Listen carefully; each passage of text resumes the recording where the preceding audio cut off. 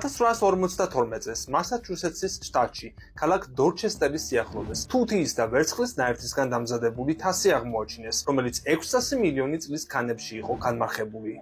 ასეთი უცნაური და უძველესი არტეფაქტების ჩამონათვალის გაგრძელება კიდევ შეიძლება და ეს შორს აგვიყვანს, მაგრამ არ შეიძლება რომ არ აღვნიშნოთ სამხრეთ აფრიკის მაღაროებში ნაპოვნი უამრავი შავი ბურთულის შესახებ, რომლებზეც ერთმანეთის პარალელურად 3-3 ზოლია დატანილი, ხოლო ქანები, რომლებშიც ამ ბურთულებს პოულობენ, 2,8 მილიარდი წლით არის დათარიღებული.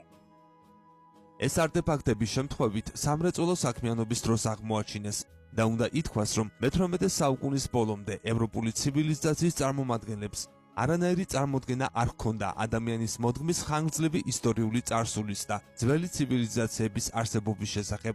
ამ მხრივ გამონაკლისს მხოლოდ ძველი საბერძნეთის და რომის კულტურა წარმოადგენს. ეს უმეცრების ბარიერი რამდენადაც გასაკვირი არ უნდა იყოს, მას შემდეგ გადაილახა, რაც ნაპოლეონი თავისი არმიით 1798 წელს ეგვიპტეში შეიჭრა. ქვეყანაში იმ წლიდან დაიწყო მუშაობა არქეოლოგიურმა ექსპედიციამ და იქედან მოყოლებული მეცნიერები პრაქტიკულად ყოველ დღე ახალ სენსაციურ აღმოჩენებს აკეთებდნენ. 1821 წელს ლინგვისტებმა მოახერხეს ეგვიპტური იეროგლიფების გაშიფრვა და ევროპის საზოგადოებამ იმ ქვეყნის წარსულის, ტრადიციების, რწმენისა და ცხოვრების წესის შესახებ შეიტყო.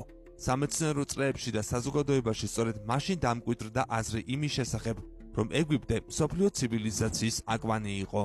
მე-19 საუკუნეში ქანებში განამარხებულ არტეფაქტებს, რომელთა ასაკი მილიონობით წლით იზომებოდა, მეცნიერები ყურადღებას არ აქცევდნენ. უბრალოდ მათი იგნორირება ხდებოდა, რადგან აღმოჩენა საყოველთაოდ აღიარებულ ევოლუციის თეორიას ამსხვერპლდა.